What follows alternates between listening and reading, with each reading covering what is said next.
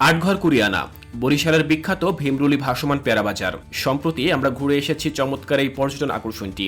সম্পূর্ণ এই ভিডিওতে ভীমরুলি ভাসমান পেয়ারা বাজারের খুঁটিনাটি সবকিছুই আপনাদের দেখাবো। পাশাপাশি এটাও জানাবো যে কখন এবং কিভাবে আপনি এই চমৎকার জায়গাটি ঘুরতে আসবেন।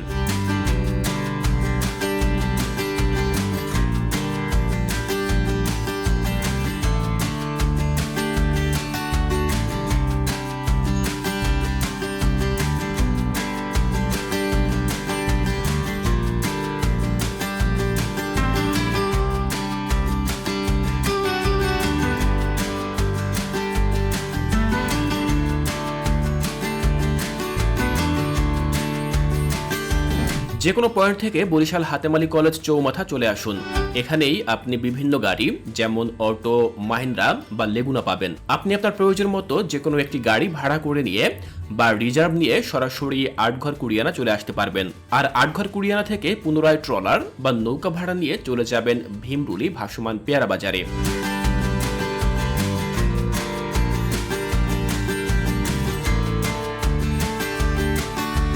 আমরা আমাদের যাত্রার জন্য 1500 টাকায় একটি হলুদ অটো ভাড়া করেছি। অটোটি আমাদের বাসা থেকে একেবারে আটঘর কুরিয়ানা নিয়ে যাচ্ছে। যেহেতু অটোটি আমাদের জন্য প্রায় 8-9 ঘন্টা ব্যয় করবে, তাই ভাড়ার খরচটাও একটু বেশি দিতে হয়েছে। আমরা খুব সকাল সকাল রওনা দিলাম। সকাল 7:30টার দিকে আমাদের যাত্রা শুরু হলো। এতটা সকালে রওনা দেওয়ার কারণ হচ্ছে ভীমরুলি ভাসমান পেয়ারা বাজারটি মোটামুটি 10টা বা 11টার মধ্যেই শেষ হয়ে যায়, তাই যেন কোনো অবস্থাতেই বাজারটি দেখা মিস না হয়ে যায়।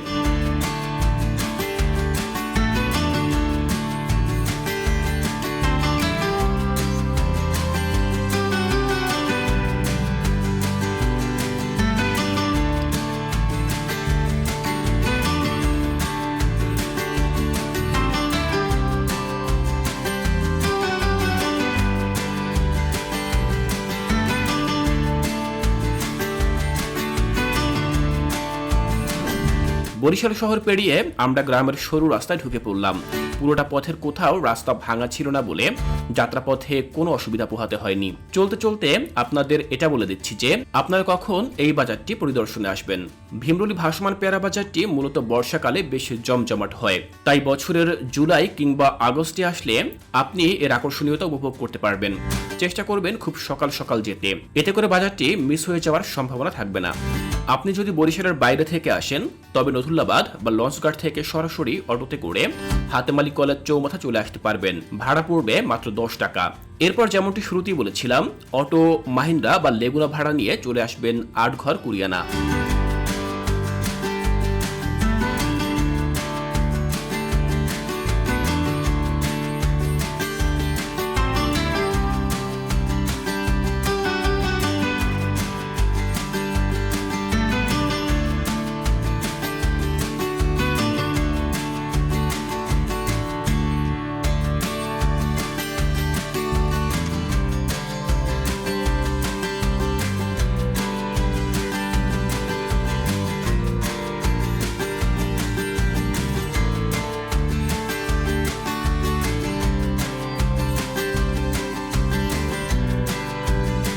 আমরা আটঘর কুরিয়ানা চলে এসেছি।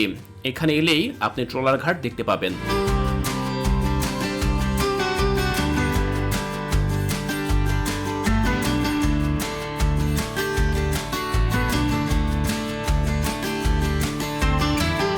এই ঘাট থেকেই মূলত ট্রলার ভাড়া করতে হয়। এখান থেকে ট্রলার রিজার্ভ করার জন্য আপনাকে যথেষ্ট দর কষাকষি করতে হবে। আমরা যে ট্রলারটি রিজার্ভ করেছিলাম সেটির জন্য প্রথমে ওরা 1700 টাকা চেয়েছিল, তবে অনেক দর কষাকষির পরে 1200 টাকায় আমরা একটি ট্রলার পেয়েছিলাম। এই 1200 টাকার মধ্যে ট্রলারটি আমাদের প্রায় 3 ঘন্টা ভাসমান পেয়ারা বাজারের বিভিন্ন পয়েন্টে ঘুরাবে।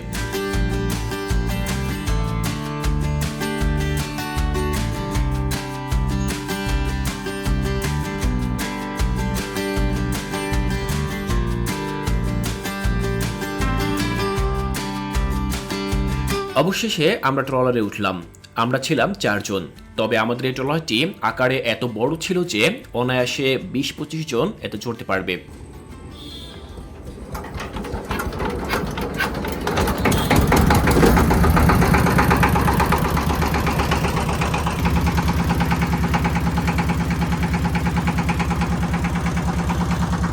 আমাদের ট্রলারটি ভীমরুলের উদ্দেশ্যে যাত্রা শুরু করলো।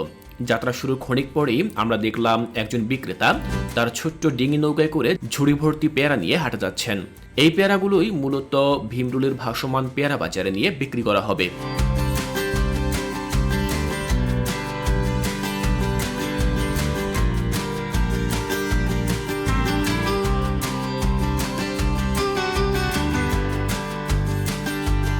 যতটা সামনে যাওয়া যায় ছোট ছোট নৌকার সংখ্যা আরও বাড়তে থাকে।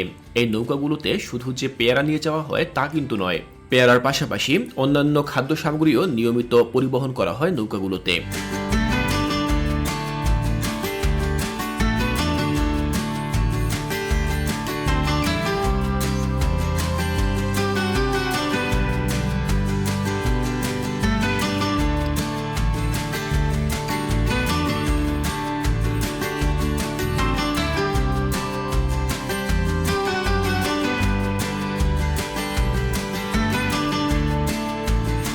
আমাদেরকে এই কালভার্ট ব্রিজের নিচ থেকে যেতে হবে।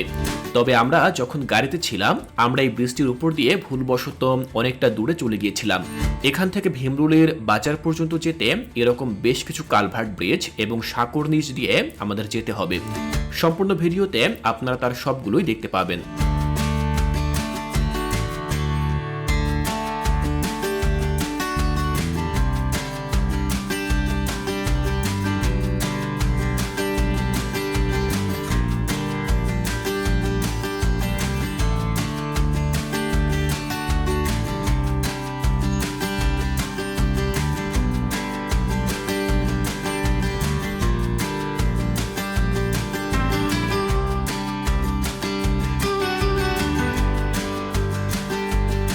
ট্রলারে যাওয়ার সময় দুপাশের অবিরাম সৌন্দর্য চোখে পড়ল আমাদের।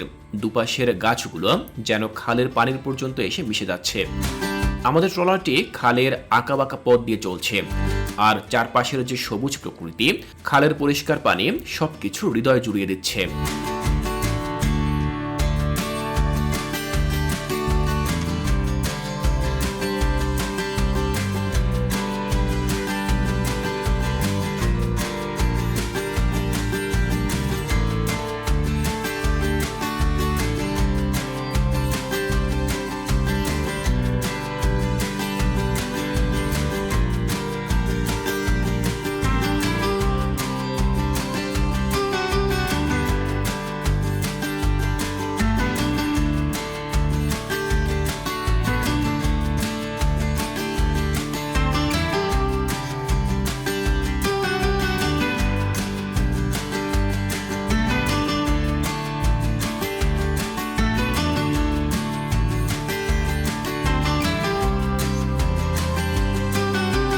কিছুটা দূর যেতেই খালের পাশে থাকা বড় একটি গাছে আমরা অসংখ্য বাদুড় ঝুলে থাকতে দেখলাম।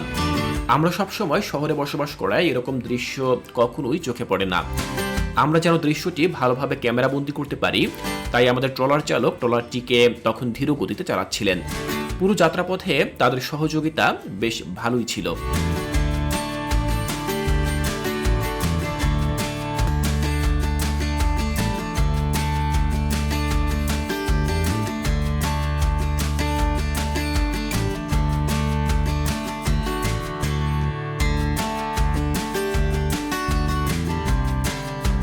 প্রথমে যেমনটা বলেছিলাম, পুরো যাত্রাপথে আমরা বেশ কিছু ছোট ছোট কালভার্ট ব্রিজের নিচ দিয়ে গিয়েছি। তবে এই ব্রিজগুলোর মধ্যে কিছু কিছু ব্রিজ এতটাই নিচু ছিল যে আমাদেরকে অনেকটা নুয়ে যেতে হয়েছিল, নয়তো মাথায় লেগে আঘাত পাওয়ার সম্ভাবনা ছিল।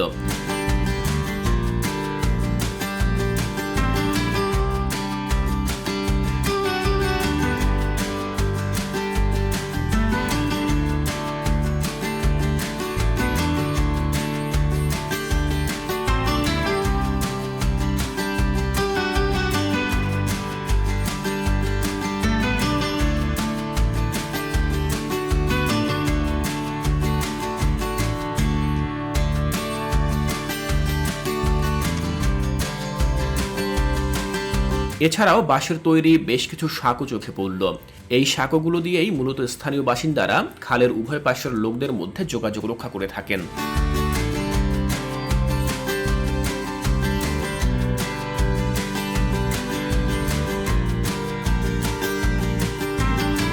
যেতে যেতে আমরা খালের দুপাশে যে গাছগুলো দেখতে পাচ্ছিলাম তার অধিকাংশই ছিল পেয়ারা এবং আমড়া গাছ।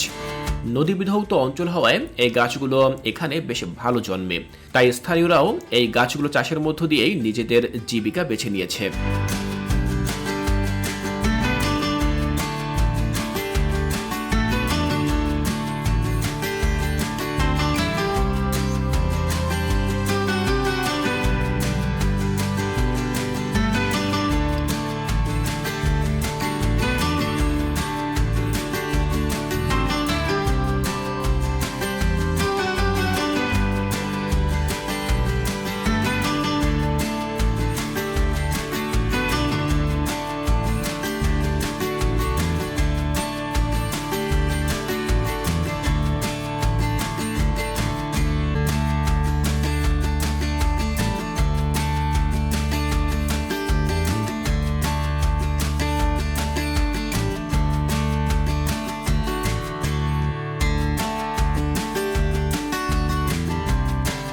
ভীমরুলির পেয়ারা বাজারে যাওয়ার পূর্বেই আমাদের চোখে পড়ল একটি পার্ক। পার্কের ভেতরের বিনোদনের অংশগুলো ট্রলারে থাকা অবস্থায় দেখা যায়। এই পথে মোট 2টি আলাদা পার্ক রয়েছে, যার একটিতে আমরা প্রবেশ করলাম।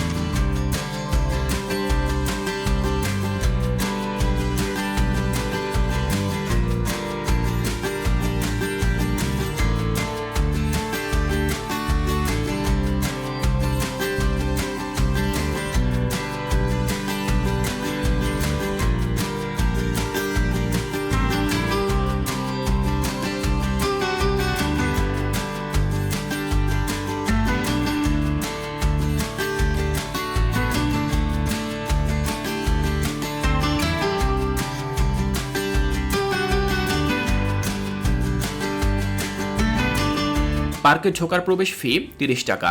আমরা টিকিট মূল্য পরিশোধ করে পার্কের ভেতরে প্রবেশ করি।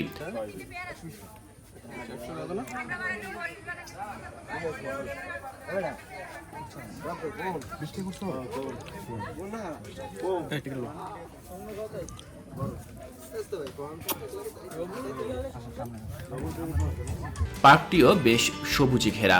এই পার্কের একটি চমৎকার বৈশিষ্ট্য হচ্ছে আপনি এখান থেকে পেয়ারা গাছগুলো থেকে যত ইচ্ছে পেয়ারা খেতে পারবেন, কেউ নিষেধ করবে না। তবে পার্কের প্রবেশ পথে একটি নিষেধাজ্ঞা খেয়াল করলাম, যেখানে লেখা ছিল পেয়ারা ছেঁড়া নিষেধ। পরে বুঝতে পারলাম শুধুমাত্র প্রবেশ পথ বা গেটের কাছাকাছি যে গাছগুলো রয়েছে সেগুলো থেকেই ফল ছেঁড়া যাবে না। তবে দর্শনার্থীরা চাইলে পার্কের ভেতরে থাকা গাছগুলো থেকে যত খুশি পেয়ারা খেতে পারবে।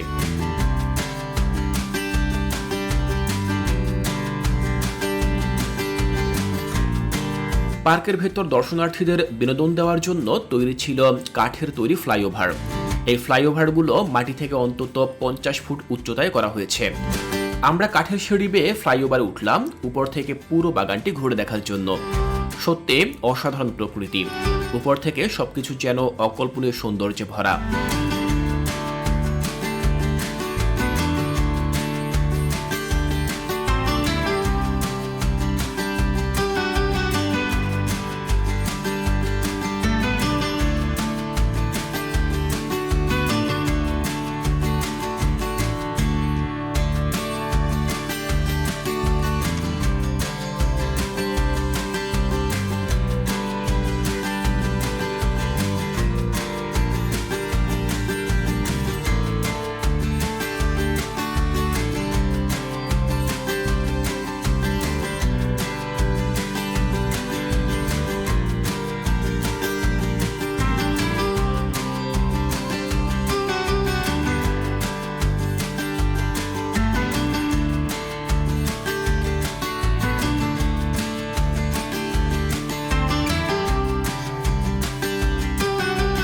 তবে এই সৌন্দর্য আমরা বেশিক্ষণ উপভোগ করতে পারলাম না। হঠাৎ বৃষ্টি শুরু হয়ে যাওয়ায় বাধ্য হয়ে নিচে নেমে আসতে হলো।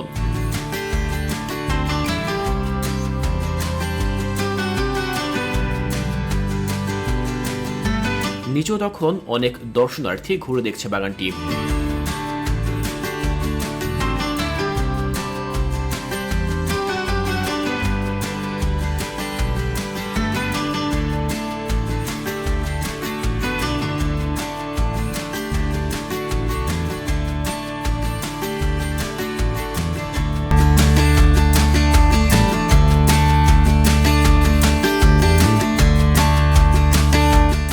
কেউ বা গিটার হাতে মধুর সুরে গান করছে।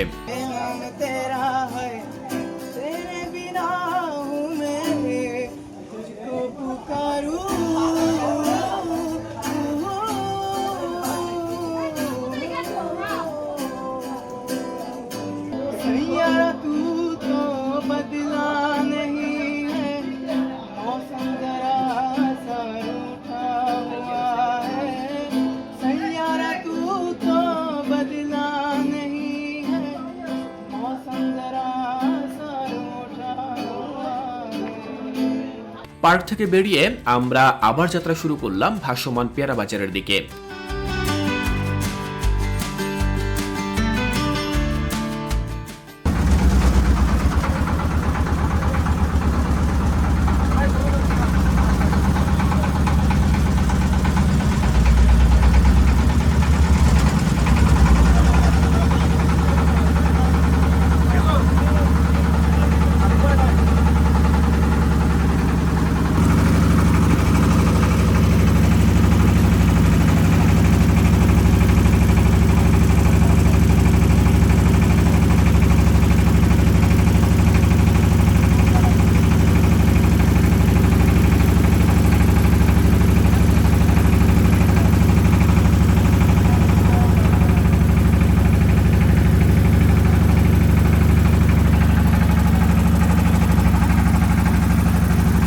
অল্প কিছু সময়ের মধ্যে আমরা পৌঁছে গেলাম আজকের ভ্রমণের মূল আকর্ষণ ভীমরুলি ভাসমান বাজারে। সবাই বলে পেয়ারা বাজার, তবে কি নেই এখানে? পেয়ারা থেকে শুরু করে নিত্য প্রয়োজনীয় সকল পণ্যই বিক্রি হয় এই ভাসমান বাজারে। এই বাজারে ক্রেতা বিক্রেতা উভয়ই আসেন নৌকায় করে। নৌকায় যেন এখানকার নিত্যদিনের সকল কাজের সঙ্গী। আমরা বেশ কিছুটা সময় নিয়ে পুরো বাজার ঘুরে দেখলাম।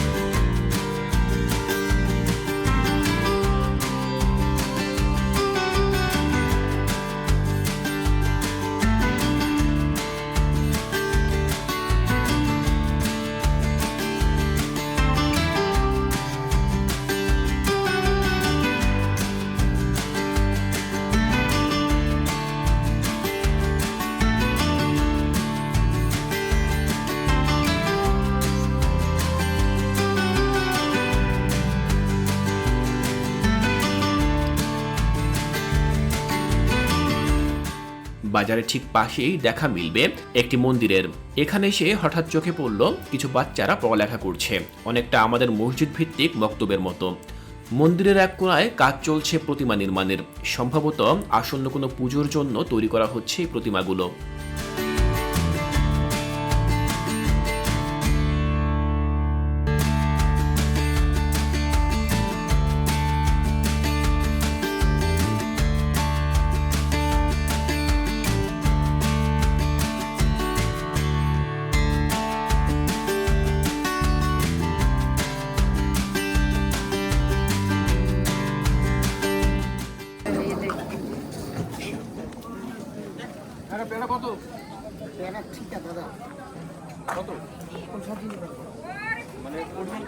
পেয়ারা বাজারে এসেছি, কিন্তু পেয়ারা খাবো না তা কি করে হয়?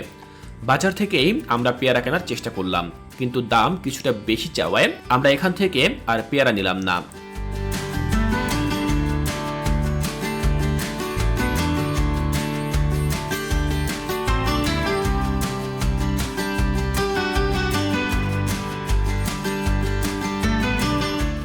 তবে আমাদের ট্রলারের পাশেই পেয়ে গেলাম কিছু সতেজ পেয়ারা।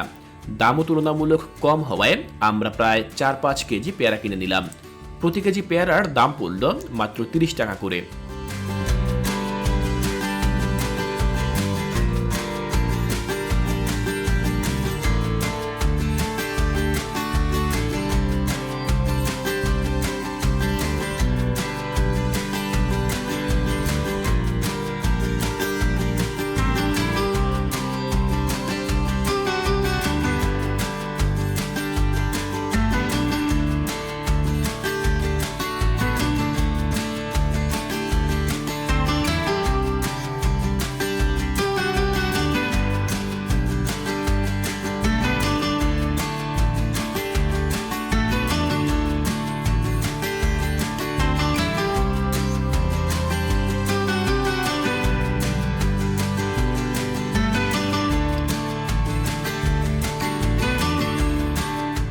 পেয়ারা বাজার ভ্রমণ শেষে আমরা বাড়ির উদ্দেশ্যে যাত্রা শুরু করলাম। ট্রলারে বসেই আমরা পেয়ারার স্বাদ নিলাম। যেহেতু এই পেয়ারাগুলো হাইব্রিড প্রজাতির নয়, একদমই দেশি, তাই খেতেও বেশ সুস্বাদু। আজকের এই ভ্রমণ আমরা এখানেই শেষ করলাম। তবে নদীমাতৃক বাংলার এই অপরূপ সৌন্দর্যের টানে হয়তো আবার কখনো ফিরে আসবো ভীমরুলির ভাসমান পেয়ারা বাজারে।